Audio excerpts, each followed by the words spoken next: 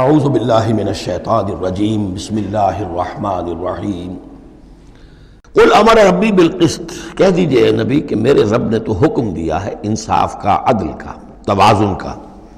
وَأَقِيمُوا وُجُوهَكُمْ عِنْدَ كُلِّ مَسْجِدٍ، اور اپنے رخ سیدھے کر لیا کرو ہر نماز کے وقت۔ مسجد جو ہے یہ اس میں ظرف ہے، اور ظرف زمان بھی، ظرف مکان بھی۔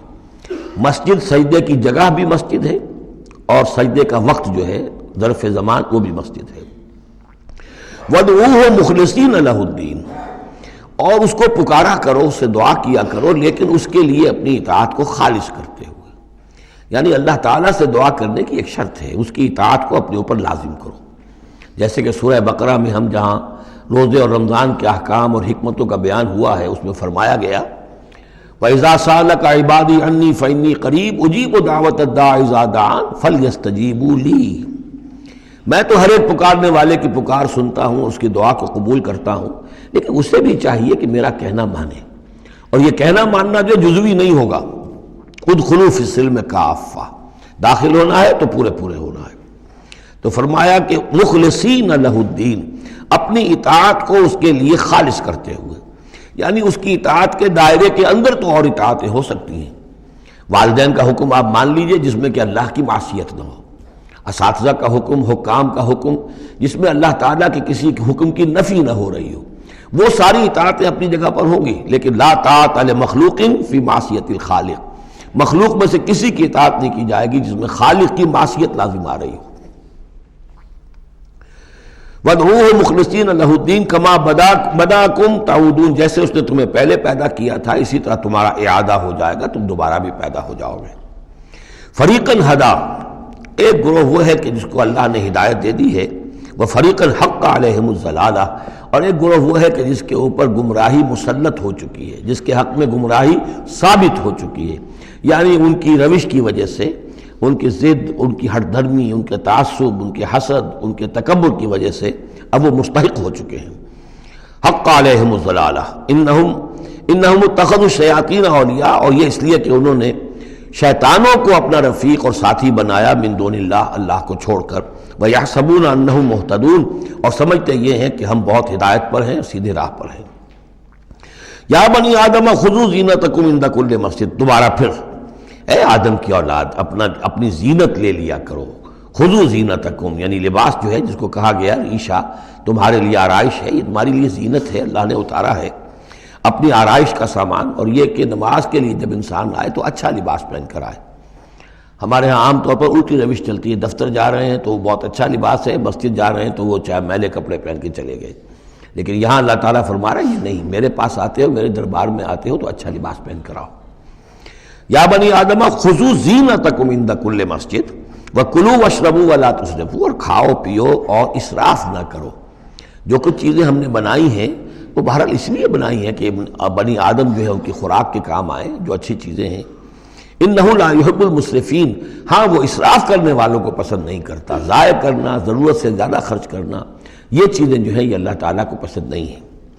اب یہاں پھر اسی رہبانیت کی نفی ہو رہی ہے کہ جس میں سمجھا یہ جاتا ہے کہ اچھا کھانا پینا ہی برا ہے، کاہے کو پہنا جائے، بہت موٹا جھوٹا ہی کھانا چاہیے۔ اچھے کھانے پینے کا مطلب تو یہ کہ نفس پرستی ہو رہی ہے۔ اچھا پہننا جو ہے کیا ضروری ہے، موٹا جھوٹا پہن کے گزارا ہو جائے گا۔ اس معاملے میں سمجھ لیجئے کہ دو حالات میں صورت مختلف ہو جاتی ہے۔ اگر تو دین اللہ کا مغلوب ہے تو پہلا فرض آپ کا یہ ہے کہ اللہ کے دین کے غلبے کی جد و جہد کریں، بیشتر وقت بیشتر صلاحیتیں اس میں لگائیں۔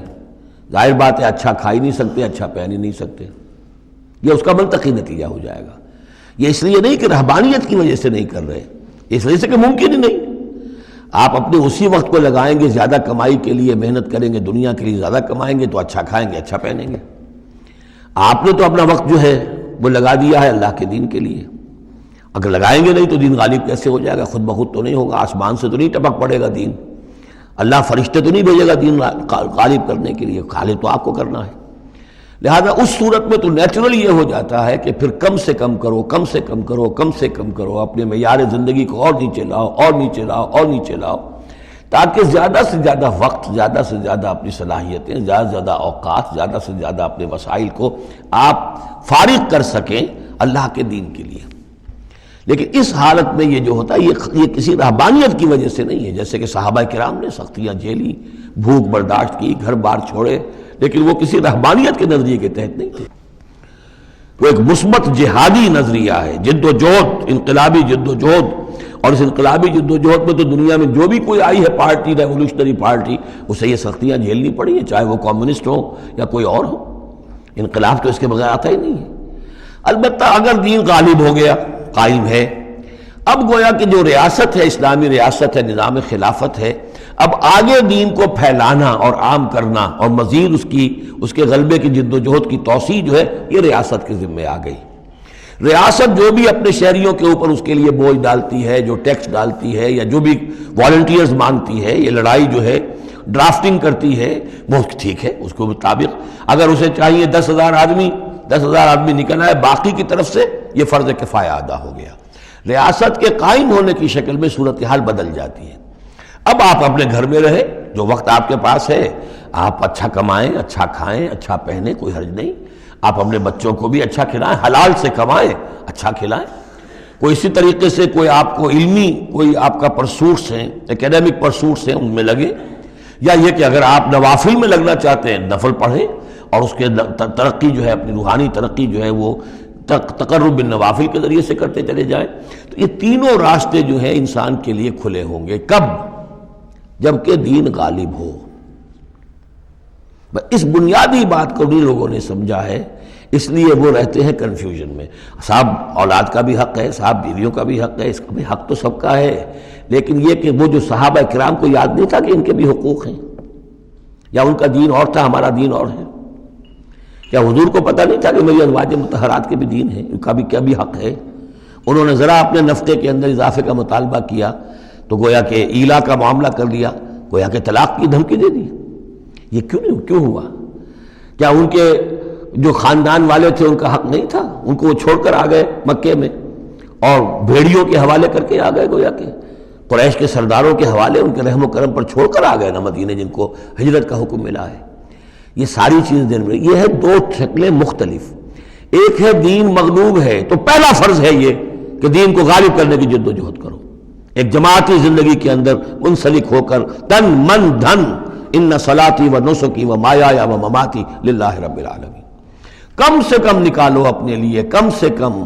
اب ظاہر بات ہے اس میں تو پھر کم سے کم پر ہی گزارا کرنا ہوگا، صرف سبسسٹنس لیول جس کو کہا جائے، اپنے آپ کو برقرار رکھنے کے لیے، تاکہ جسم اور جان کا رشتہ تعلق جو ہے برقرار رہے، کام کر سکے آدمی۔ ہاں جب دین غالب ہو جائے اب مسئلہ بالکل مختلف ہو گیا ہے، اب ریاست ہے اور ریاست نے اپنی فوجیں بھی رکھی ہوئی ہیں، جو بھی ذرائع ہیں۔ ہاں جب بھی ضرورت ہوگی وہ شہریوں کو بلائے گی، اس وقت حاضر ہونا فرض ہو جائے گا، لیکن ورنہ عام حالات میں ریاست اس فرائض کو ادا کر رہی ہے۔ مزید توسیع دعوت دین کی اور غلبہ دین کی وہ ریاست کے ذمہ ہے، اسلامی ریاست ہے، نظام خلافت ہے۔ اب آپ جو ہے انڈیویجولز کی حیثیت سے اپنے کاروبار میں لگ جائیں، یا کوئی شخص اپنی روحانی ترقی میں لگ جائے، کوئی شخص یہ کہ دولت زیادہ سے زیادہ کمائے اور وہ اس کو ثواب کے کاموں میں صرف کرے، کوئی شخص جو ہے کسی سائنس میں، کسی اور شعبے میں اسے علمی دلچسپی ہو جائے، تحقیق کے کاموں میں، سارے راستے کھلے ہوں گے۔ اس صورت میں اچھا کھانا، اچھا پہننا کوئی حرام شے نہیں، تو جبکہ رہبانیت اس حالت میں بھی اس کے لیے کوئی گنجائش نہیں چھوڑتی، تو یہاں اس کی نفی کی جا رہی ہے اس رہبانیت کے نظریے کی۔ قل من حرم زینت اللہ التی اخرج لعبادہ، کہیے ان سے پوچھئے کس نے حرام کی ہے وہ زینت جو اللہ نے نکالی ہے اپنے بندوں کے لیے، والطیبات من الرزق، اور کس نے حرام کیے ہیں پاکیزہ کھانے کی چیزیں۔ قل ہی للذین آمنوا فی الحیات الدنیا، کہہ دیجئے یہ تمام چیزیں دنیا کی زندگی میں بھی اللہ تعالیٰ نے تو اہل ایمان ہی کے لیے بنائی ہیں، خالصتاً یوم القیامہ۔ ہاں دنیا میں وہ کفار کو بھی دے رہا ہے، تم بھی کھا پی لو، برت لو یہاں پہ جو کچھ کرنا ہے، اس لیے کہ آخرت میں تمہارا کوئی حصہ نہیں ہے، البتہ آخرت میں جا کر یہ تمام اچھی چیزیں خالصتاً یوم القیامہ، قیامت کے دن تو یہ خالصتاً جو ہے اللہ کے اہل ایمان بندوں کے لیے ہو جائیں گی، پھر کافر کو کوئی شے نہیں ملے گی۔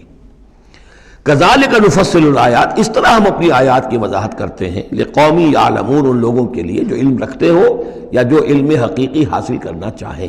صدق اللہ العظیم.